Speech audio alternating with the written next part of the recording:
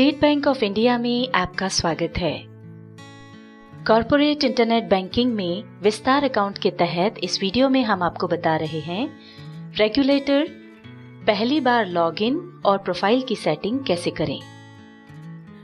Corporate internet banking के अंतर्गत विस्तार खाते के लिए ऑनलाइन रजिस्ट्रेशन करने के बाद जो फॉर्म प्रिंट किया जाता है उसे ब्रांच में जमा करने पर ब्रांच से 2 किट प्रदान किए जाते हैं।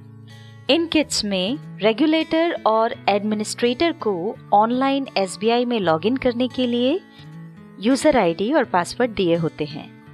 यहाँ हम आपको रेगुलेटर वाली किट की सहायता से पहली बार लॉगिन करके यूजर आईडी, पासवर्ड और अन्य सेटिंग कैसे की जा सकती है ये बता रहे हैं। इसके लिए ब्राउज़र में www.onlinesbi.com ओपन करें। अब कॉर्पोरेट बैंकिंग के अंतर्गत ड्रॉप डाउन मेन्यू से विस्तार चुनें।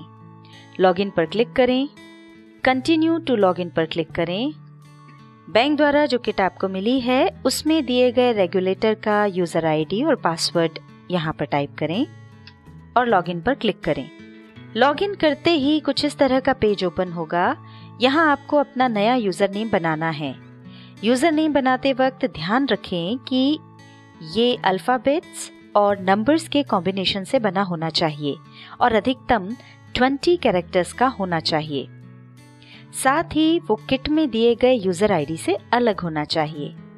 एक और बात का ध्यान रखें कि यूजर नेम केस सेंसिटिव होता है और इसे एक बार बनाने के बाद भविष्य में बदला नहीं जा सकता है।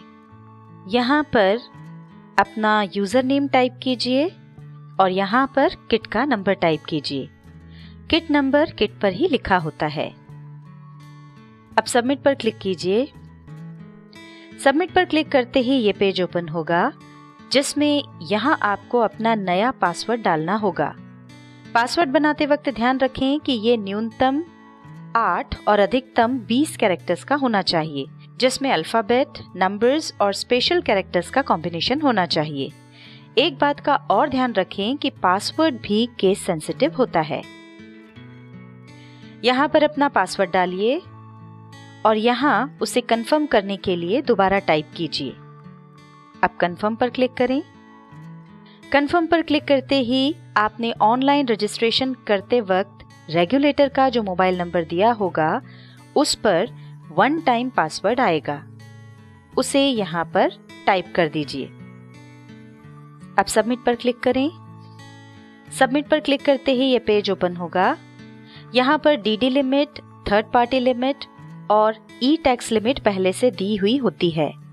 इनमें फर्म की जरूरतों के हिसाब से आप लिमिट चेंज कर सकते हैं। इसी पेज के नीचे की तरफ authorisation and third party preferences options हैं। इनमें हमें कुछ चेंजेस करने होते हैं। मेकर और ऑथराइजर डिफाइंस थर्ड पार्टीज के सामने दिख रहे ड्रॉप डाउन मेन्यू में यस सिलेक्ट करने पर मेकर और ऑथराइजर थर्ड पार्टी बेनिफिशियरी ऐड कर सकते हैं। हालांकि इनके द्वारा एडेड बेनिफिशियरी को एडमिनिस्ट्रेटर द्वारा अप्रूव करवाना जरूरी होता है। हम यहाँ पर यस सिलेक्ट कर रहे हैं। Corporate administrator defines third parties के सामने दिख रहे ड्रॉप डाउन मेन्यू में यस और नो ऑप्शन दिख रहे हैं।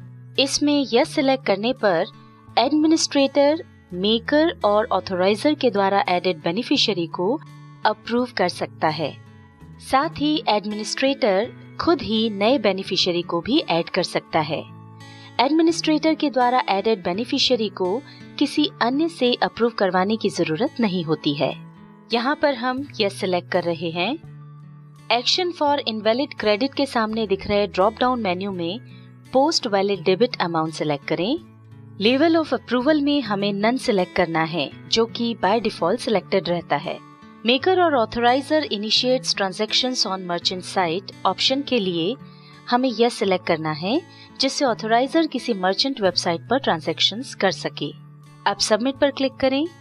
सबमिट पर क्लिक करते ही ये पेज डिस्प्ले होगा जिस पर लिखा होगा कि आपकी कॉर्पोरेट डिटेल्स इस तारीख और इस समय पर मॉडिफाई कर दी गई हैं। अब यदि इनमें आपको कोई चेंजेस करने हैं तो पुनः मॉडिफाई प्रोफाइल पेज पर जाने के लिए return to modify corporate details page पर क्लिक करें। लॉग आउट करने के लिए यहाँ दिए गए लॉग आउट ऑप्शन पर क्लिक करें।